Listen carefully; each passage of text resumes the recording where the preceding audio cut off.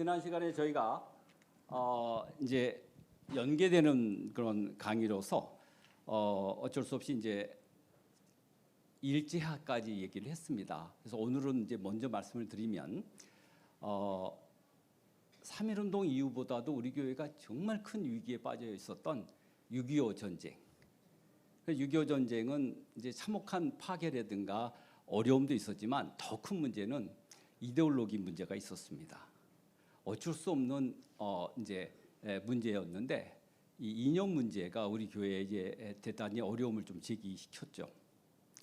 그리고 또 하나는 4.19와 우리 교회 문제가 또 있습니다.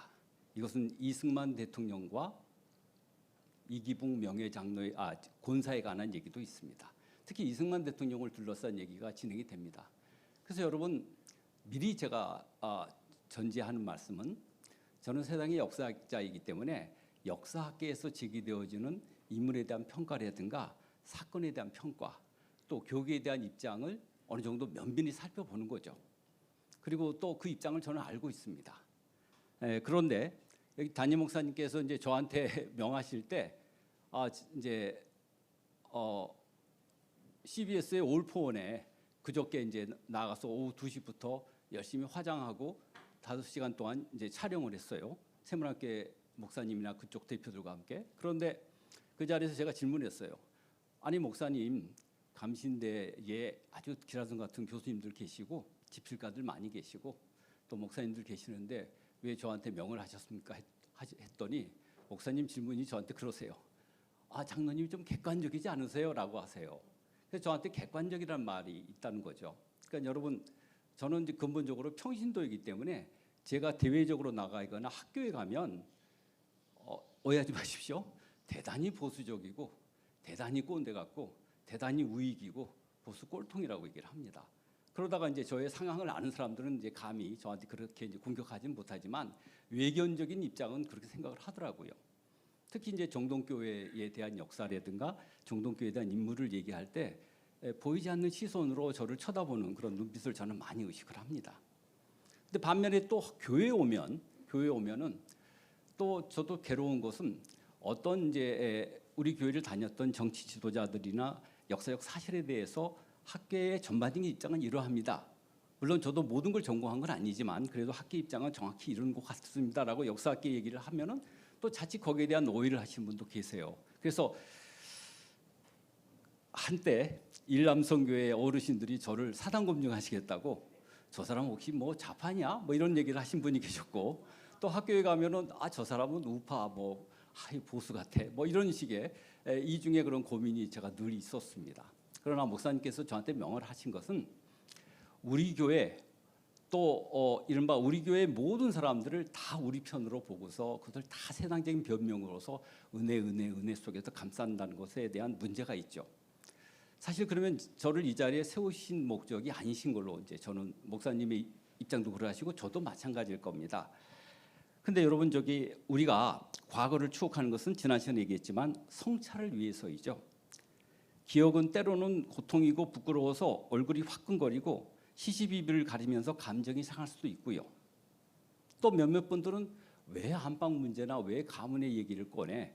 다 은혜롭잖아. 우리 은혜로운 형제인데 왜 감싸주지 못하고 문제 제기를 하나? 교회에서조차. 라고 하실 수 있습니다. 그러나 중요한 것은 우리는 이 교회에 주님의 핏값으로 사신 교회에 다니는 성도이고 또 우리가 감리교 신앙을 지키는 모교로서 우리가 믿음을 지켜오는 것이지 이 교회를 거쳐가는 많은 성각자, 성도들, 앞선 신도들의 사회적 활동이나 또 이른바 세상의 민족사와 부딪히거나 세상의 이념과 부딪히는 문제까지 모두 다 우리 편임으로 다 감싸고 제가 끼안고 또 우리가 옹호할 수 없는 그런 문제가 있죠. 그렇다면은 우리가 이 자리에 앉아 있을 필요가 없는 거죠. 우리가 다시 말씀드리지만 기억의 의지는 오류를 반복하지 않겠다라는 저의 각오를 표현하는 것입니다. 그리고 그래서 경험이 지혜를 낳고 또 과거를 보면 미래가 보이기 때문에 이 자리에서 여러분이 저를 약간 45도 고개를 돌리시면서 저 사람이 오늘 무슨 얘기를 하려나 내가 좋아하는 정치가 A라는 분에 대한 평가를 제대로 하려나라는 식으로 저를 바라봐 주지 마십시오. 저는 정동교회의 얘기를 하는 겁니다. 여러분 오해하지 마시기 바랍니다. 그리고 저도 개인적으로 충분히 이제 고민을 많이 한 것이죠. 일단 이제 해방이 되었습니다. 해방이 되어서 이제 해방이 되어서 어떤 빠른 시기에 1, 2, 3챕터를 끝내고요. 해방이 되어서 이제 나타나는 모습입니다. 그 이전에 한 번만 더 넘어가 보겠습니다. 넘어가 보겠습니다. 다시 이 사진을 보시면 이제 이분이 이제 이게 저게 안 됩니다. 이분이 이제 여러분 잘 아시는 장락도 목사님이시고요. 그래서 중앙감리교회 담임 목사셨고 또 여러분 잘 아시는 것처럼 중앙대학교 전신인 중앙유치원을 설립하신 분이죠. 그다음에 이분이 이제 우리 지난 시간에 지극히 말씀드렸던 우리 자랑스러운 최병원 목사님이십니다. 그리고 이분이 바로 손정도 목사님이십니다. 나중에 상해정부 임시의장을 하신 분이고요. 오늘 또 제가 얘기할 아주 이데올로기 문제에 조금 약간의 좀 긁어내는 문제가 있습니다. 여러분 좀 객관적으로 들어주셔야 될 문제가 있습니다. 그리고 이제 이분이 바로 키가 훌쩍하신 분이 바로 김유순 목사님이십니다. 이 김유순 목사님은 이제 여러분 이제 부가연 감리교회 목사님이셨는데 이제 이분 때문에 우리 교회가 당한 순환을 이제 지금부터 얘기하기 이함입니다. 다시 첫 번째 화면을 돌려주십시오. 네, 여기입니다. 여러분 일단 해방이 되면서 우리가 이제 종교적 자유를 찾았지만 얼마 못 가서 남북이 분단되고요. 또 북한 공산 정권의 하에서 기독교가 순환을 당하고요.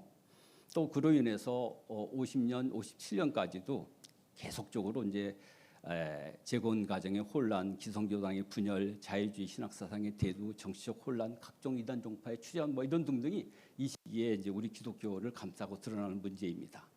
그 중에서 이제 우리 교회와 관련된 얘기만 하겠습니다.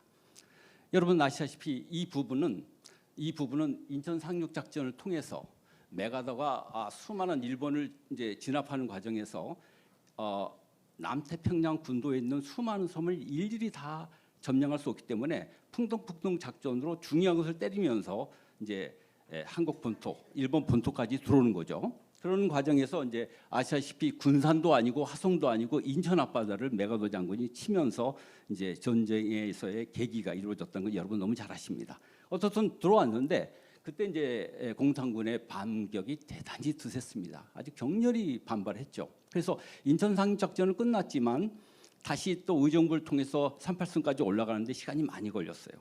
그래서 그 사중에 서울시가전이 아주 격렬히 전개되었기 때문에 불행히도 이제 우리 교회도 이렇게 폭격을 당합니다. 그래서 동양에 세 대밖에 없었던 이 파이프 오르간이 이제 박살이 났죠. 그렇죠?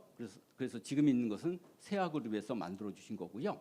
또 곧 얘기하겠지만 본당에 있는 것은 이제 최은규 이제 장로님네 집에서 만들어 주신 거잖아요. 그죠? 근데 어떻든 이 파이프 오르간이 무너지면서 교회가 이제 엉망이 되는 거죠. 그래서 교회만큼의 처참함으로 우리 교회도 좀 엉망이 되었다 하는 것을 일단 말씀드립니다. 이것은 이제 전쟁 초기가 아니라 일사후퇴 이후에 인천 상륙작전 이후에 벌어진 일이기 때문에 이건 다음 문제입니다. 다시 넘어가겠습니다. 네, 이건 뭐냐면 아까 보여드렸던 김유순 목사님이 당시 감리교 감독이셨어요. 그래서 그분께서는 북한에서 내려온 노스웨스트 출신들의 북한의 종교적 자유를 위해서 오신 분들은 대부분 당연히 뭐 대전으로 부산으로 피난을 갈 수밖에 없었어요. 이미 엄청난 이제 체험적인 종교의 탄압을 느꼈기 때문에. 근데 반면에 기호 지역 선교 교구상 서울과 강화와 인천과 제물포 그다음에 원주 그다음에 충청도 일부 지역을 장악하고 있던 이 기호 지역을 담당했던 북감리교와 감리교의 입장에서는 사실 38선 이북의 노골적인 종교 탄압을 경험하지는 못했던 거죠.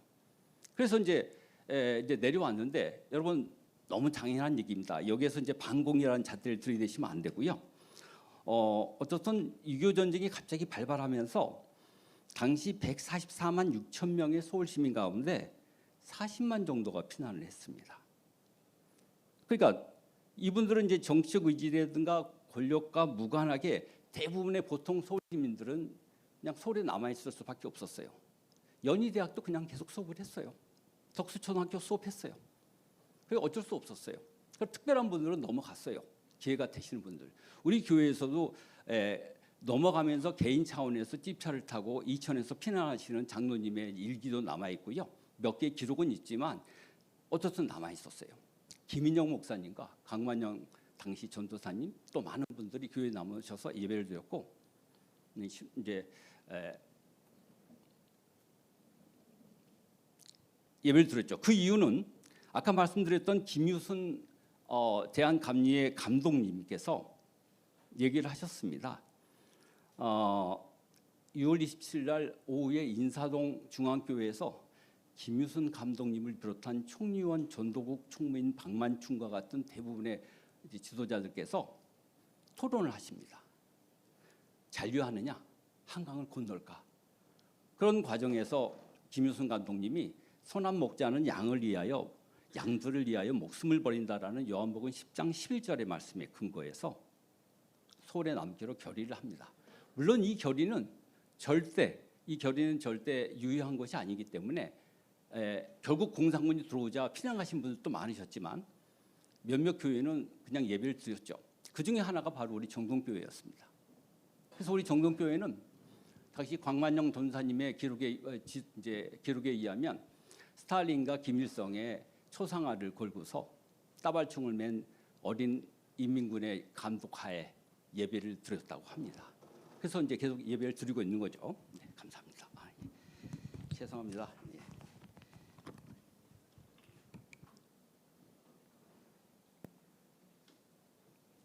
그래서 죄송합니다. 그래서 어떻든 그 과정에서 이제 말할 수 없는 어려움을 겪고서 드디어 아까 말씀드린 이제 퐁당퐁당 작전에 의한 인천 상륙 작전으로 서울이 수복되면서 회복이 되죠. 이때 종교인들 가운데 유명하신 분들을 소위 말하는 북한으로 모시기 작전을 그들이 하죠. 많은 분이 납북이 됩니다. 뭐 YWCA의 초대 이사도 납북되신 분도 계시고 회장도 납북되시고 그러셨지만 이제 김유순 감독님이 납북이 되십니다. 그래서 지도자로서 그래서 이제 몇몇 분이 납북이 되셨고 지난번 우리가 50년 기념탑 뒤에 있는 주요 인물 중에 몇 분도 납북이 되시거나 또 자진월북을 하십니다. 이념상. 그래서 이제 되게 혼란 가운데 있는 거죠. 우리 교회도 일단 여기서 예배를 드렸지만 되게 어려운 상황이었어요. 그래서 드디어 일사후퇴가 이제 진행이 됩니다. 이때 이제 이승만 대통령이 우리 교회 오셔서 기도하시다가 결국은 이제 철수를 명하셨기 때문에 그때는 대대적으로 모든 기관이 부산으로 또는 거제로 마산으로 옮겨갑니다. 뭐 연세대학도 엄청난 자료를 지니고서 이제 부산으로 피난을 하거나 뭐 이렇게 되는 거죠. 우리 교회도 역시 피난을 합니다.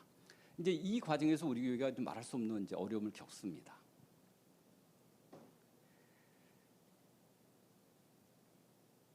공산군 치하에서 송소공회와 우리 교회에 머물러 있던 감리교 목사님들이 계셨어요. 그분들이 계셨고 젊은 층 가운데 소위 말하는 좌익과 사회주의 사당에 물들어 있는 젊은 청년들도 있었어요. 그중에 최병원 목사님의 채택이라는 손주도 연세대학교 물리학과의 천재였다고 합니다. 그다음에 김여 목사님의 아드님도 좌익으로 오해를 받고 9.28 수복이 되자마자 곧바로 그날 오후에 서북 청년단에 의해서 죽창으로 김여 목사님의 아들이 직결 처벌을 당합니다. 그때 이제 강만용 목사님이 김여 목사님과 너무나 슬픔에 젖어서 이제 글을 쓰신 기록도 있습니다. 오해를 한 것 같은데 자초지종 없이 이렇게 당했다 하는 말씀을 들은 적이 있습니다. 이런 사실이 있었습니다. 너무나 충격을 받으셨던 것 같습니다. 어떻든 일사후퇴를 통해서 우리 교회가 이제 많은 자료를 지니고 이제 남쪽으로 내려가십니다.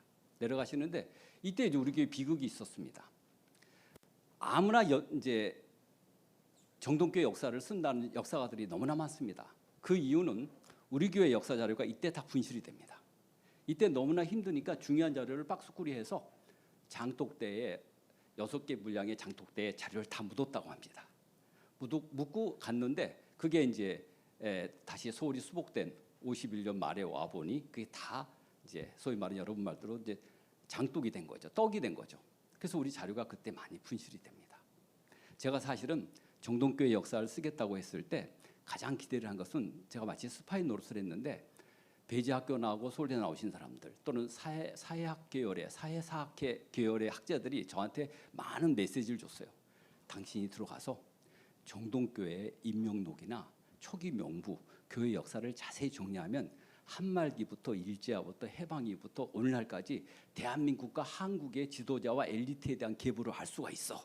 따라서 철저하게 조사해, 기대해, 부탁한다 하면 다들 그랬어요. 저는 얼떨결에 이제 글을 쓰기로 하는 과정에서 그 자료에 대한 기대가 컸죠. 그리고 제가 유일한 기능이 그런 자료를 분석하는 역사학자이기 때문에 대단히 이제 미소를 지으면서 참여를 했어요. 근데 보니까 자료가 없어요. 지금 말씀드린 6.25 때 전문적으로 없어진 거죠. 그리고 그때 일부 짐을 싸다가 힘드셨는지 복본에 해당되는 가령 최병원 목사님의 가족에 대한 임명록, 세례받은 날짜, 그들의 주소록, 식구들에 대한 현황 이런 것들이 몇 개 남아 있는 거죠. 이게 우리 교회에 일단 파편으로 남아 있는 거죠. 그러니까 얼마나 많은 자료가 있었겠어요, 원래는. 근데 그 자료들이 다 없어지고 박스꾸리 하다가 남은 몇 개의 자료만 남아서 우리에게 전달이 되고 있었어요. 그래서 이런 자료를 바탕으로 우리가 초기 역사를 쓰기가 참 어려웠어요. 그러다 보니 결국 UMC나 이런 쪽에 미국에서 있는 초창기에 미국에 보고된 자료, 애니얼 리포트라든가 이런 자료를 갖고서 역사를 쓰다 보니 많은 사람들이 정동교회 역사에 대해서 전문가가 생기는 거죠. 그런 자료는 자기들도 볼 수 있으니까 우리 교회만이 내세울 수 있는 독자적인 자료가 없어진 거예요. 그래서 되게 힘들었습니다. 여러분 이제 그런 점이 우리 교회에 대한 문제가 있었고요.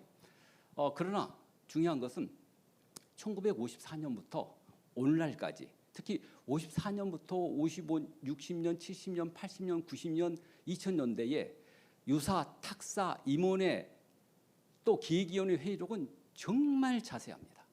이거는 지금 당장은 자료로서의 가치가 한말기나 일제화 초기 자료가 없어서 안타깝지만 이 행정 자료는 앞으로 두고도 한국 교회사에서 정동교회를 따라올 수 없을 정도로 완벽하게 구성되어 있습니다. 여러분 글을 쓰다 보면 이런 게 있습니다. 제가 옛날에 연수학교 백년사 쓸 때 글이 안 되는데 연수추추 53년부터 신문 잡지를 보는데 거기 행설수설이라든가 미설런이나 남의 험담하는 얘기가 재밌잖아요. 그걸 배를 깔고 보다가 진도가 안 나갔어요. 너무 재밌으니까. 근데 글은 써야 되는데 그걸 보느라고. 마찬가지 정동교회 역사를 써야 되는데도 지금 말씀드린 유사 탁사 회의록을 보다 보니까 너무나 재밌는 거예요. 이 사건이 그 다음에는 어떻게 전개됐을까. 마치 저한테 투비 컨티뉴도 하듯이 연재되듯이 계속 보여주시는 거예요. 그리고 얼마나 솔직하셨는지 영수증 한 장까지 다 첨부하셨어요. 너무 깜짝 놀랐어요. 그러니까 훤히 아는 거예요. 근데 이런 역사를 써야 되는데 그 역사는 이제 일부밖에 쓸 수 없는 거죠. 행정사에서. 그래서 우리 교회의 행정자료는 지금 당장은 가치가 떨어지더라도 한 세기만 지나면 한 세대만 지나면 가장 중요한 행정자료를 우리 교회 선배들이 남겨놓으셨다. 이건 여러분이 자부심을 가지셔야 됩니다. 초기 자료가 우리가 부족할 뿐입니다. 이런 점이 있었고요. 그런데 이제 문제는 이 시기에 이제 김인영 목사님이 내려가셔서 부산에 이제 수정동 교회의 초대 담임이 되십니다. 그러니까 부산은 원래 선교 고교상 장로교들이 들어와 있기 때문에 감리교가 들어갈 수 없는 곳인데 이제 이런 걸 계기로 해서 감리교가 들어가기 시작한 거죠. 그래서 이제 두 파트가 우리 교인들이 이제 부산에서 예배를 드리는데요. 첫 번째는 지금 말씀드린 이 수정동 교회의 초대 담임 목사로 김인영 목사님이 몇 달 동안 이름이 올라가 있습니다. 그래서 이 수정동 교회에서 교회사를 쓰는데 이제 저희에게 SOS를 청해서 저희가 많이 도와드렸습니다. 그리고 저도 자세히 알게 되었죠. 그래서 예전에 우리 역사편찬이 주관으로 역사 세미나 할 때 이걸 제가 보고 드린 적이 있습니다. 그래서 이렇게 수정동 교회에서 우리가 이제 예배를 드렸고요. 예, 그 다음으로 넘어가겠습니다. 그 다음에 또 하나는 이제 보성 교회에는 이게 북아행 감리교회에서 내려가면서 이 감리교 신자들을 끌어모았고 지금 가장 큰 이제 부산의 감리교회의 대표가 된 교회가 바로 이제 수정동 교회가 되겠죠. 근데 그 교회에는 우리 교회에 젊은 청년들이 많이 가 있었습니다. 아까 말씀드린 이제 김용 목사님의 교회에는 신학생 이재현, 공군 중이었던 최형규, 하와이로 유학 가기 직전에 호재숙 청년도 와서 예배를 드렸습니다.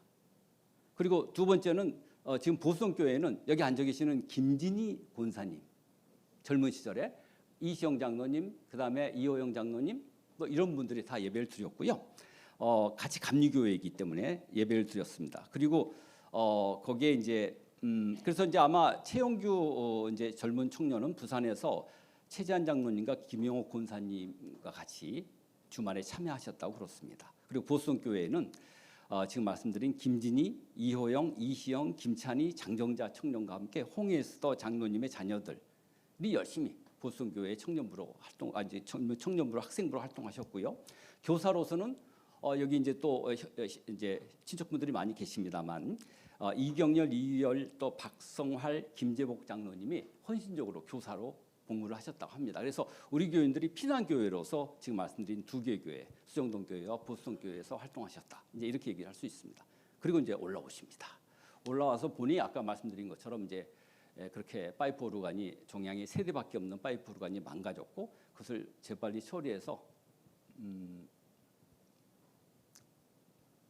곽 전도사님이 고물상에 팔아서 한 달분 목사님 월급을 드렸다고 합니다. 한 달분. 너무 가슴이 아픈 저희 교회 사실이죠. 근데 그건 사실은 여러분 정확히 얘기하면 미군의 오폭이었습니다.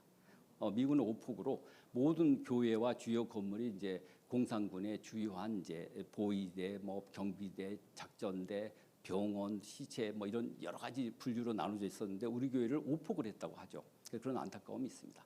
뭐 전쟁 가운데서 이제 벌어졌던 일이기도 하죠. 자, 여러분 이제 그런 일입니다. 그리고 이제 드디어 이제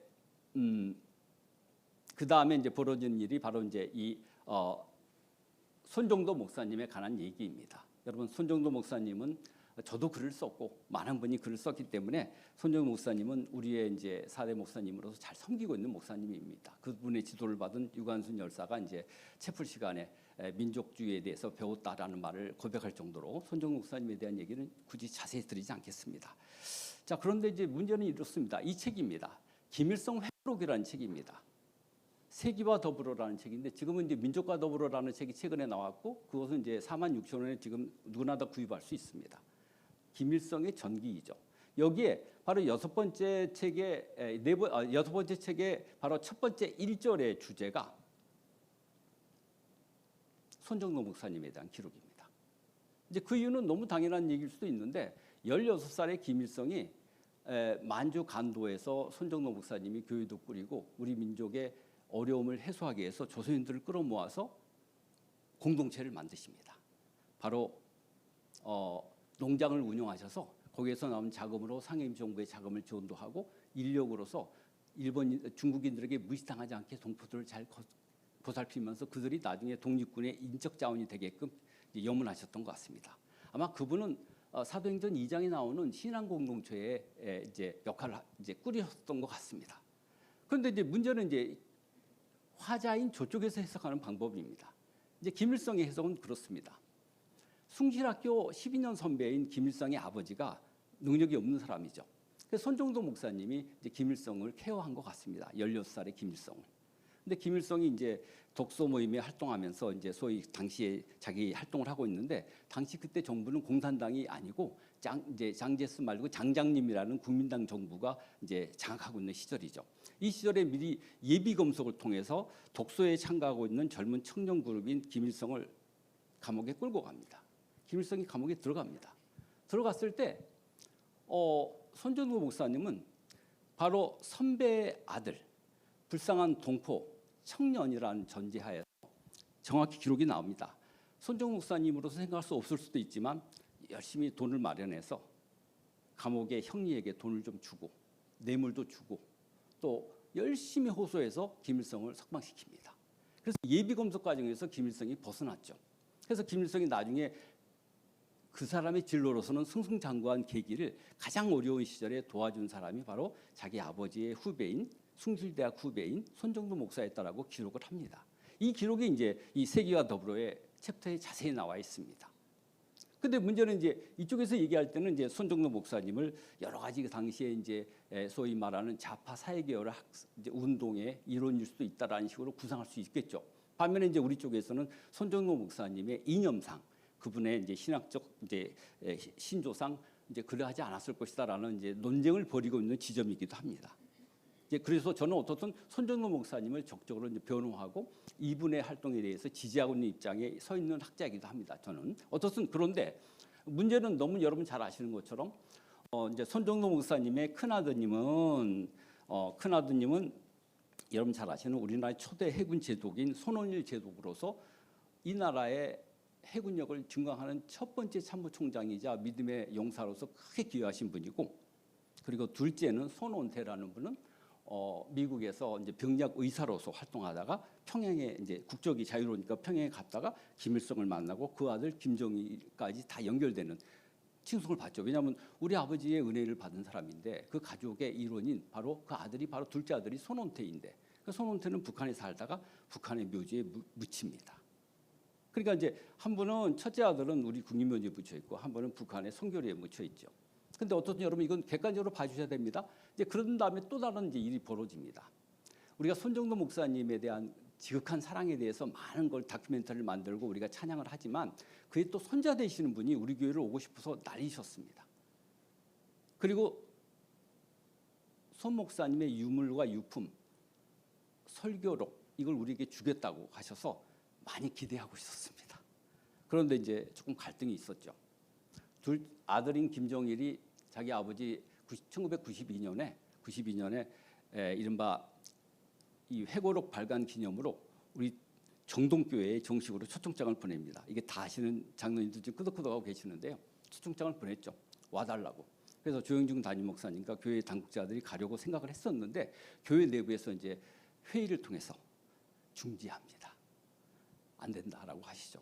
더군다나 손인실 장로님도 가족이신데 안 된다라고 이제 참여를 하셨어요. 그래서 우리가 못 가고 그 대신 외부 서기였던 이덕주 당시 이제 총회 서기, 그다음에 이제 한규무라는 강주대 교수, 그다음에 홍명화라는 지금 독립기념관의 관장이 아니라 독립기념관 연구소 소장으로 있는 이제 독립운동연구자인데요. 그 세 분이 우리 정동교회에 왔던 TO 대신에 그분들이 가셨죠.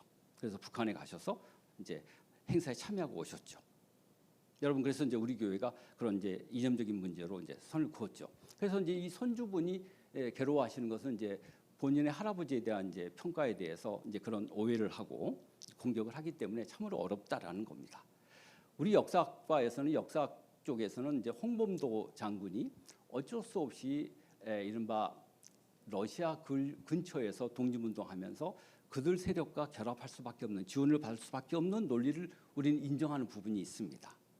그리고 해방 이전 44년에 돌아가셨다는 분에 대해서 독립운동 자체에 대한 순수성을 인정합니다. 마찬가지로 손정도 목사님은 본격적인 사회주의 계열과 남북 분단을 예착하고 어느 쪽에 쓰신 분이 아닙니다.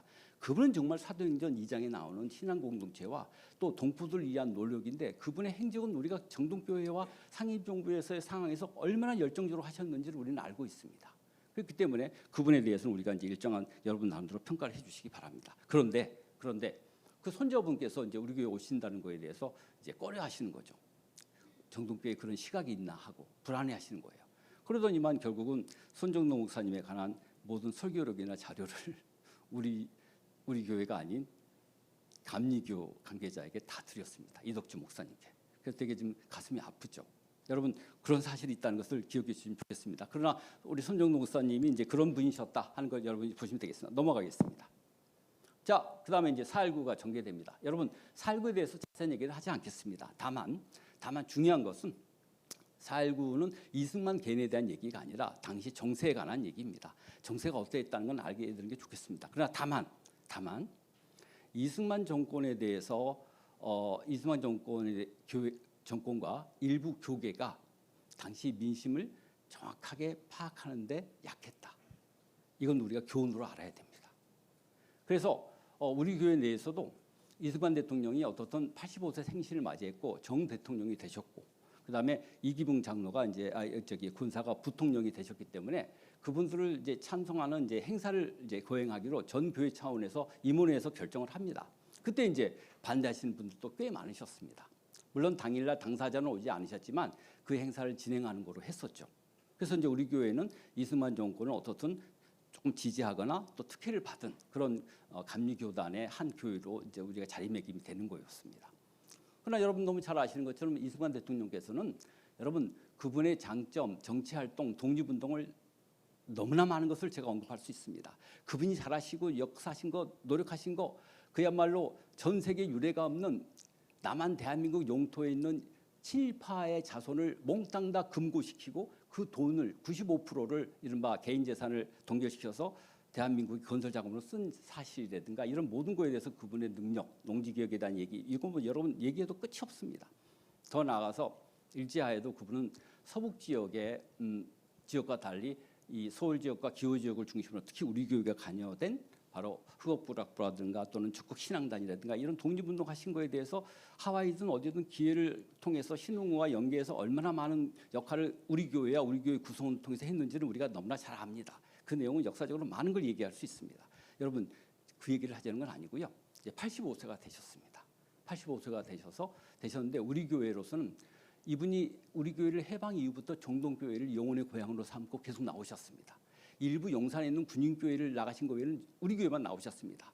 여지없이 성례전 때는 무릎을 꿇고 성례전을 행하셨고 많은 분들에게 주일마다 모여서 남북통일의 필요성을 얘기하셨다는 것은 다 증언으로 나옵니다. 그런데 이제 어떻든 이제 3.15 부정선거와 4.19가 이제 개최가 되면서 이제 실현에 겪게 되는 거죠. 이승만 장로님은 56년 12월 달 우리 교회 임원회에서 정식 장로로 임명이 됩니다. 그러나 중요한 것은 감리교 규정상 70세가 넘으면 안 되는데 이분이 그때 81세셨습니다. 근데도 불구하고 이분을 장로로 임명을 했어요. 근데 이게 좀 애매한 논쟁이 붙으니까 다시 5년 후에 이승만 장로님은 원로 장로로 명하고 또 초대 서울 YWCA의 초대 회장이셨던 최환란, 원래는 김환란이었는데 이른바 최재학 장로와 결혼하면서 즉 최병호 목사님의 며느리로 오시면서 채로 바뀐 최환란이라는 아주 유명한 여성 운동가가 있습니다. 두 분은 연세가 많지만 원로 장로로 임명하다 특별히 31명의 임원회에 이분들의 명단을 올립니다. 그래서 임원회에 참가하실 수 있도록 했습니다. 두 분만은 특별히. 그래서 우리 교회가 이분을 원로 장로로 정식으로 임명한 것은 이제 여러분 잘 아시는 이제 59년도에 이제 그렇게 결정을 했던 겁니다. 그러니까 이분은 원로 장로이시지만 여러분 여러 가지 규율에 의하면 규칙이 좀 달랐다. 이걸 여러분이 이해하셔서 오해 없으시기 바랍니다. 우리 교회가 무조건 이분을 떠봤던 게 아니라 규정에 의해서 고민했다는 사실입니다. 어떻든 이승만 이제 대통령께서 하야를 명하시고 떠나시죠. 그래서 우리 교회에서는 700명의 교인이 모여서 이제 슬퍼하고 안타까움을 표현했다고 합니다. 물론 여기에도 이제 신창윤 장로님이나 당시 청년 학도였겠죠. 이런 분들이 이제 몇몇 분들이 이중철 장로님 이런 분들이 문제 제기를 하셨다고 해요.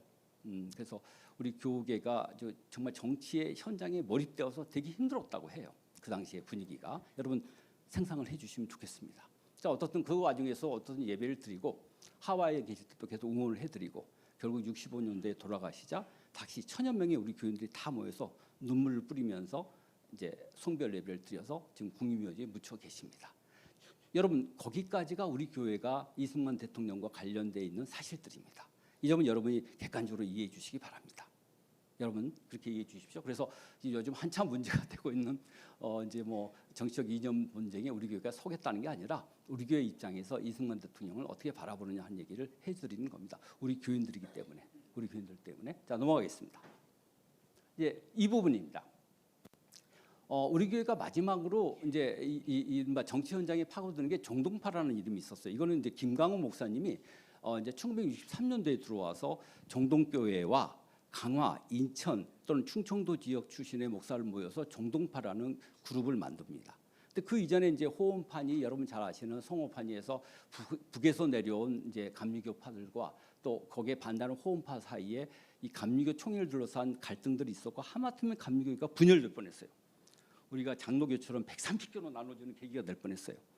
근데 우리는 그때 이제 분열되지 않았는데 유일하게 김광호 목사님이 여러분 정동파라는 이름으로 들어오셔서 이제 63년부터 74년 은퇴하실 때까지 정동파라는 이름으로 이제 그룹을 규합해서 활동을 하셨는데 그 그룹이 호원파라든가 또는 지금 말씀드린 다른 이제 성화파에 밀려서 조금 이제 약했죠. 그래서 이제 김광호 목사님이 은퇴와 더불어서 정동파가 사라집니다.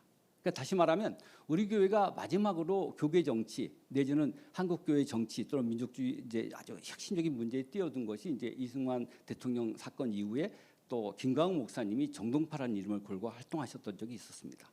물론 김광호 목사님이 여기 계신 장로님들 다 아시는 얘기입니다만 한때 6.3 사태 때 한일회란 반대할 때 교계 대표로 교계 대표로 김옥길 당시 이대 총장께서 김강욱 목사님이 앞장서서 교계를 좀 끌어모으고 의견을 모아서 반대 때문에 앞장서 달라고 부탁을 하셨답니다. 근데 이제 김강욱 목사님이 우리 교회가 너무나 그 정치에 빠져들면 힘드니까 우리 교인들에게 설득할 자신이 없다라고 거절하시는 바람에 일설입니다.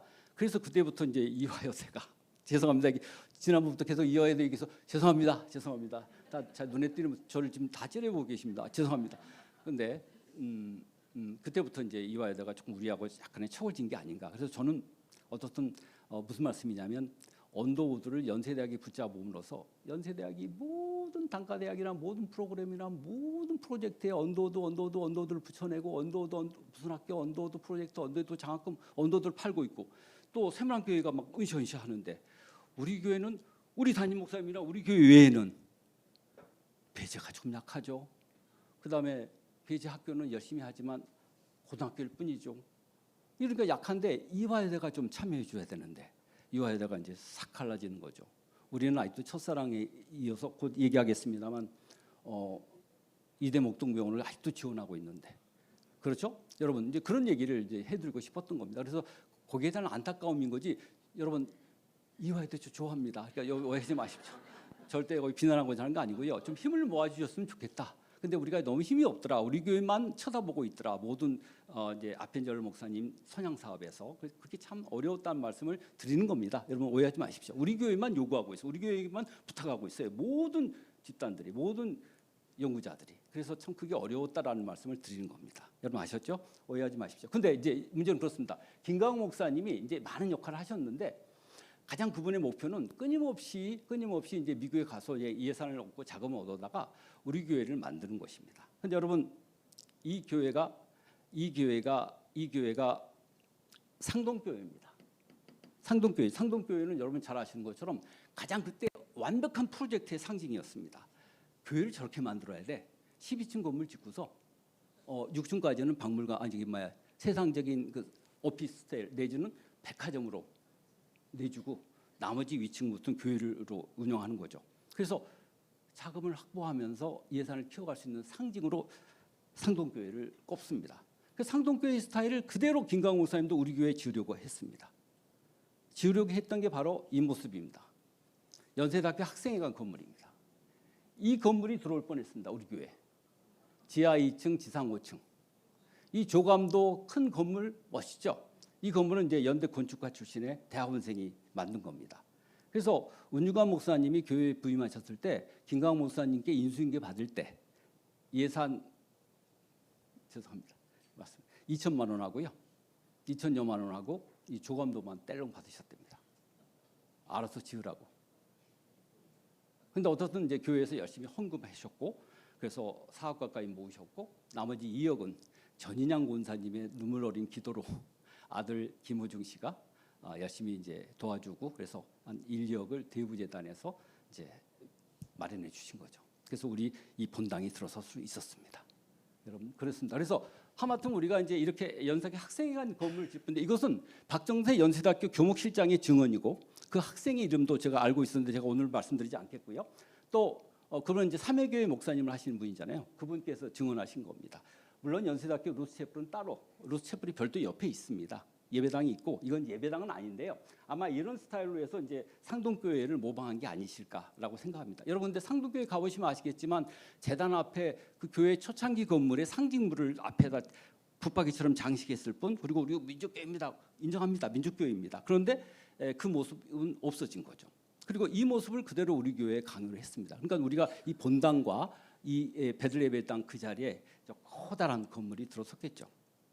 제가 또 공격해서 죄송합니다.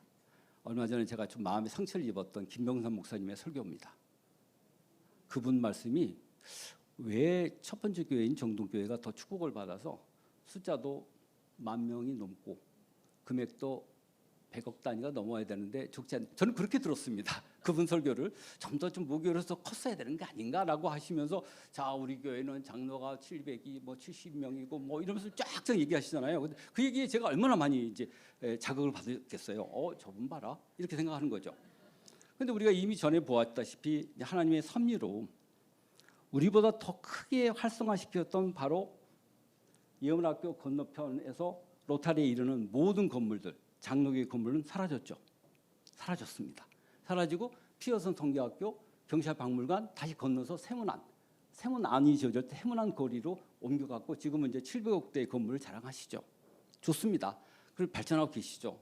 그리고 우리 목사님하고 그냥 그저께도 같이 TV 촬영하는데 제가 볼 때는 은근히 다 폼을 잡으시더라고요. 그래서 제가 되게 속이 상했어요. 그런데 우리 교회는 이 자리에 있는 겁니다. 이 자리에 있는 겁니다. 그다음에 여러분 가슴 아픈 동대문 교회. 동대문 교회는 이름 그대로 스크랜턴 모자가 세운 교회입니다. 1892년에 만들어진 교회인데 이 동대문 교회는 정말 많은 분들이 담임 목사를 하셨어요. 여러분 너무 잘 아시는 얘기인데요.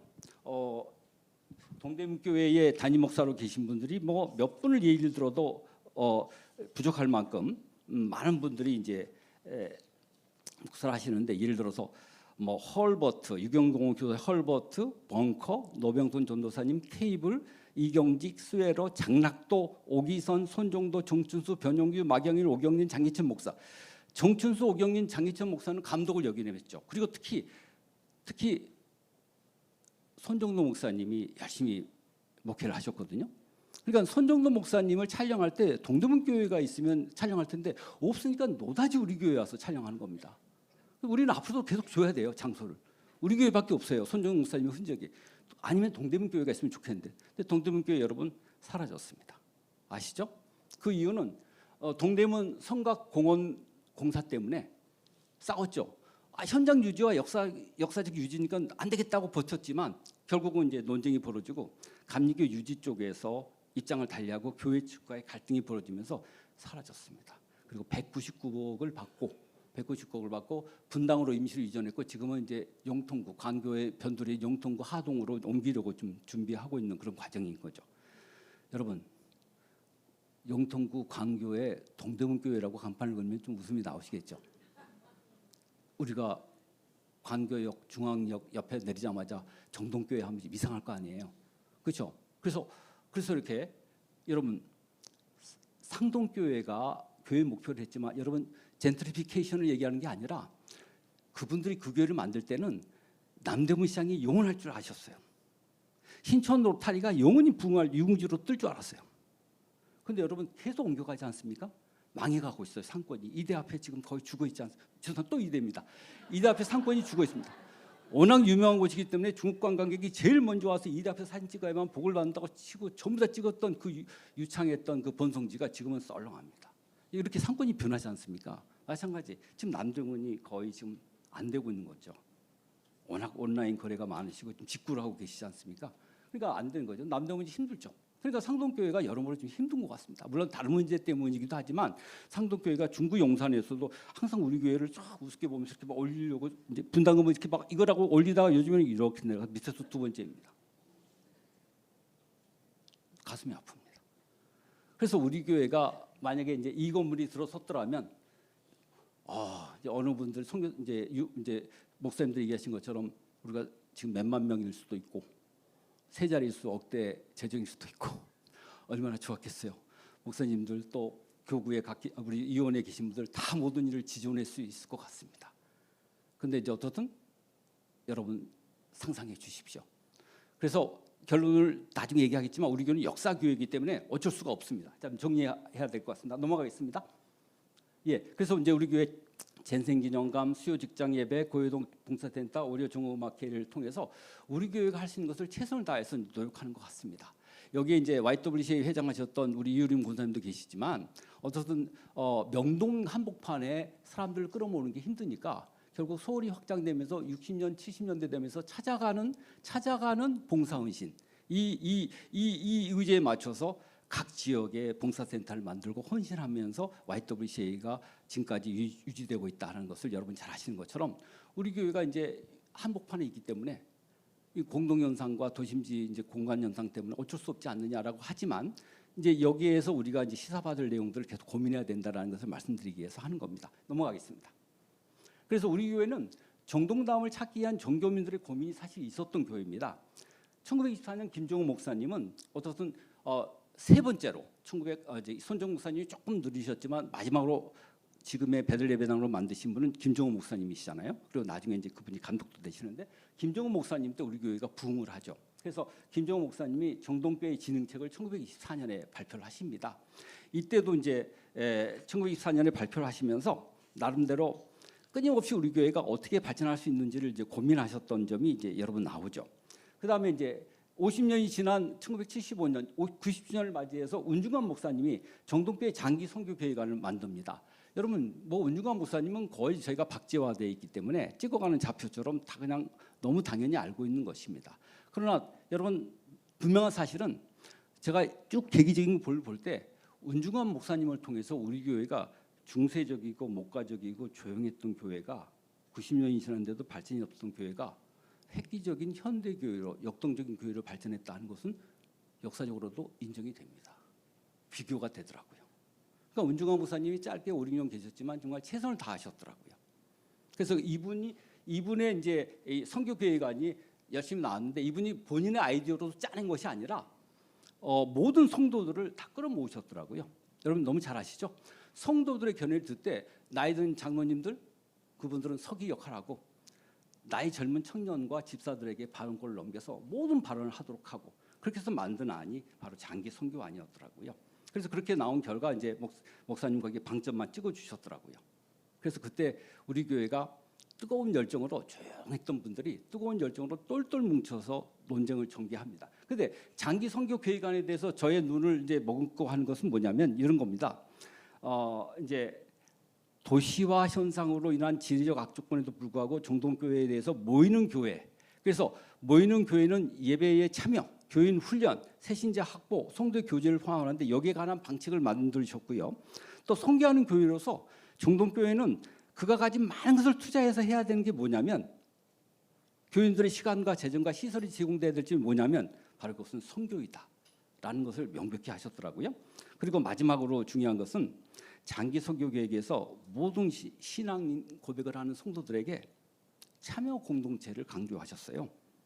장기 선교 계획안이 아무리 훌륭하더라도 한 사람 한 사람의 고백과 헌신이 없으면 안 된다라는 것이었어요. 그래서 재밌는 게 이런 구호가 있습니다. 한 임원 한 직책 봉사하기, 한 교인 한 사람 그리스도에게 꼭 인도하기, 한 교인 한 가지 선교 봉사에 꼭 참여하기, 이런 세 가지 대원칙을 내주셨더라고요.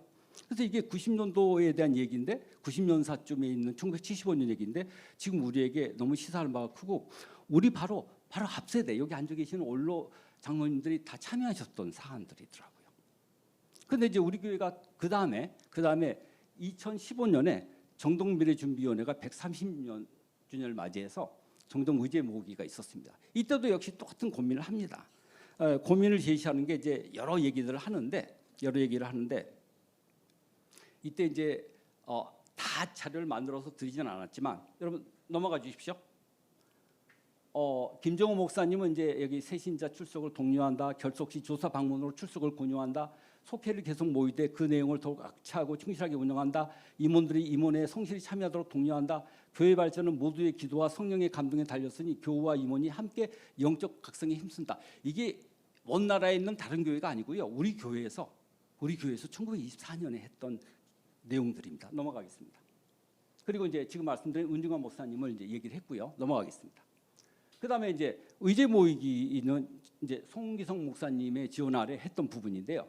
여기 보면은 이제 우리가 이제 여기 보면 예배 분과 중보기도 사역, 교육 사역, 속회 가정부 사역, 나눔 사역, 선교 사역, 행정 사역, 제도 조직 사역 분과로 나눠서 이렇게 많은 분들이 참여를 하셨습니다.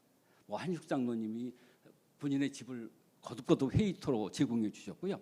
많은 분들이 참여하셨어요. 여기 이름이 없는 분들 섭섭해하지 마십시오. 왜냐하면 여기 계신 분들은 새로 오신 부분과 또 열심히 참여하신 부분과 현장에서 일하시는 부분을 중심으로 했기 때문에 내가 이 교회 오래 다녔고 경험이 많고 내가 할 말이 많아 하는 분이 빠질 수가 있었습니다. 그리고 거기에 대해서 오해도 받았습니다. 그런데 이제 이게 우리 교회가 이 모임을 통해서 이제 시간이 없어서 넘어가겠습니다. 그래서 이제 교인들의 주요 요모는 지속적이고 체계적인 영성 훈련을 희망한다 하는 내용이 분명히 나왔습니다. 개별 교인에 대한 세심한 관리가 필요하다 이런 내용이 있습니다. 지역 중심의 프로그램의 활성화, 지정학적 리스크 극복을 위한 노력이 필요하다. 그래서 총 73개를 제시해서 이제 보고서를 냈습니다.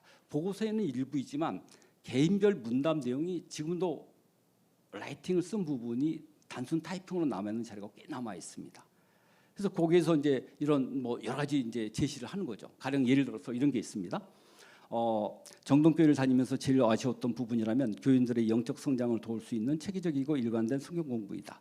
정동교회 구성원들은 대부분 점잖고 조용하지만 어느 교회보다도 성경에 대한 지적 영적 욕구가 많은 사람들이 대부분이다.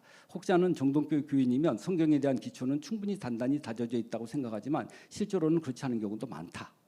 그래서 은중관 목사님 베들 성경 공부 이후에는 체계적인 성경 공부가 없었다고 여겨진다. 당시 130년 때 그렇습니다. 그 외에도 부분 성경 공부가 있지만 뭔가 체계적이고 단계적으로 교인들의 영적 성장을 돕는 성경 공부에 부족함이 있었다. 그리고 심지어는 프로그램을 설정하고 나열하지 말고 이것을 체계적으로 운영할 수 있는 시간 계획까지도 중요하다. 이런 얘기를 이제 하신 분이 계세요. 그래서 다른 교회 사례를 좀 따랐으면 좋겠다. 이런 얘기들이 교우들 사이에서 쏟아졌습니다. 물론 이때 이 부분이 아주 체계적으로 우리 교회에 즉각 적용되지는 않았지만 그 이후에 많은 장로님들이 정동비례 위원장을 역임하시면서 그 계획을 계속 준수해 주셨고 지금도 우리 교인들은 24년, 75년 또는 2015년처럼 언제든지 교인들이 은은하고 은근하지만 언제든지 교회를 위한 의제 모이기와 발전에 참여할 용의가 돼 있다. 그런 전통이 있는 교회이고 훈련이 되어 있다는 것을 보여준 사례입니다. 넘어가겠습니다. 예, 이제 꼭 끝납니다. 김준희 군사님, 곧 끝납니다. 우리 교회는 첫 번째 제일교회입니다. 모든 교회가 우리를 지켜보고 있다라는 첫 번째 제일교회라는 겁니다. 이런 그대로 제일교회예요. 그래서 어머니 교회로서의 역할이 필요하다. 교회 건립 지원, 국내 선교, 목회자 지원 등이 필요하다. 그다음에 정통 감리교회 예배의 전형을 우리가 보여준다라는 거죠. 똑같은 얘기입니다. 예법과 표준을 지키며 여러 교회가 갈등을 겪을 때 중보를 제시할 수밖에 없다. 재정 운영, 주일학교, 속회, 남녀 선교의 활성화들입니다. 여러분 놀라운 사실은 여러분 많은 교회들이 모범을 삼는 것은 커다란 대형 교회의 주보, 대형 교회 목표안, 대형 교회 주보, 대형 교회 예산안이 아닙니다. 우리 교회 예산을 몇 번씩 카피해서 지방에 있는 중소교회들이 보고 있습니다. 어느 교회를 봐야 되지? 정동교회를 보라 합니다. 여러분 그것은 어쩔 수 없는 우리가 제일교회로서의 사명입니다. 여러분 그래서 그리고 또 하나는 우리는 어쩔 수 없이 정화댁 종손들의 모습입니다. 여러분 정화댁 종손이 1등이거나 대통령이 되거나 재벌의 총수가 되거나 돈을 제일 많이 벌거나 신문에 가장 크게 나오는 유명한 사람이 되지 않습니다. 종손들은 모든 종가원들이 모든 구성원들이 잘 되도록 돕는 사람들이고 희생 봉사하는 사람들입니다. 아니 노골적으로 제사에 참여하는 200명 사람들을 잘 먹이기 위해서 끊임없이 허리를 굽히고 일을 하는 사람들입니다. 그리고 다 잘 되는 걸 기쁨으로 아는 사람들입니다. 이게 우리 교회의 모습입니다. 우리 교회의 모습입니다. 그래서 여러분 한국 교회가 잘 되도록 돕는 교회이지 우리가 1등 교회, 1등 정치 참여 교회, 1등 헌금 1등 교회, 가장 많은 교인들이 가는 교회, 세계 7대 교단에 들어가는 교회가 아닌 거죠. 이 점이 있습니다. 그다음에 두 번째는 선교의 빚진 교회는 우리가 직접 선교의 산물로서 만들어진 겁니다. 그래서 우리가 한국 교회 초기에 기독교의 선교 현장으로서 역사적 보존 사명이 당연히 있습니다. 여기 장명근 장로님이나 수많은 장로님들 고생하셨잖아요. 이 교회가 이 터전을 유지하기 위해서 우리가 얼마나 고생하고 있습니까?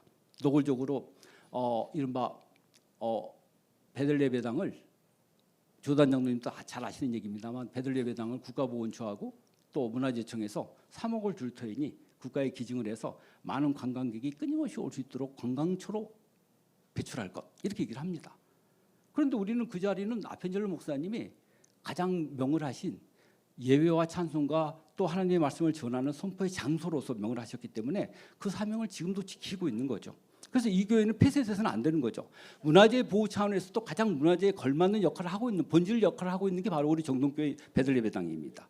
그래서 우리는 그 장소를 지켜야 됩니다. 여러분 여기에 연간 몇백만 명의 사람들이 우리 교회를 오가면서 우리 교회에서 화장실도 가고 물을 먹고 앉아서 쉬고 있죠.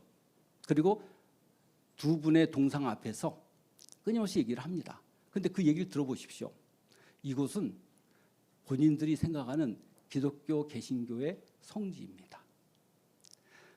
이 마당이 떠나간 분들에게 또는 떠나있던 분들에게 이 두 분 동상 앞에서 떠나간 얘기, 떠나가면서 생활했던 얘기, 신앙생활에 어려웠던 얘기, 남아있는 분들은 남아있으면서 이 교회를 지키면서 우리가 괴로웠던 얘기, 하고 싶은 얘기 이런 얘기를 서로 나누는 자리가 우리 교회 앞마당입니다. 우리 교회 앞마당은 앞으로도 유일하게 남아 있을 곳입니다. 그래서 저는 죄송합니다. 우리 교회가 왜 크지 못하냐 얘기하시는 부흥사분들에게 먼저 우리 교회 마당에 쓰셔서 우리 목사님도 하신 얘기지만 동상 앞에서 베들레헴당과 우리 보이지 않는 베들레헴당을 지키기 위해서 건축법에 의해서 어쩔 수 없이 B3, B2를 만들어서 울퉁불퉁 만들고 물이 새게 만들고 힘들게 만든 이른바 뒤에 본 예배당까지 이 예배당을 한 30분만 쳐다보고 오셨으면 좋겠어요.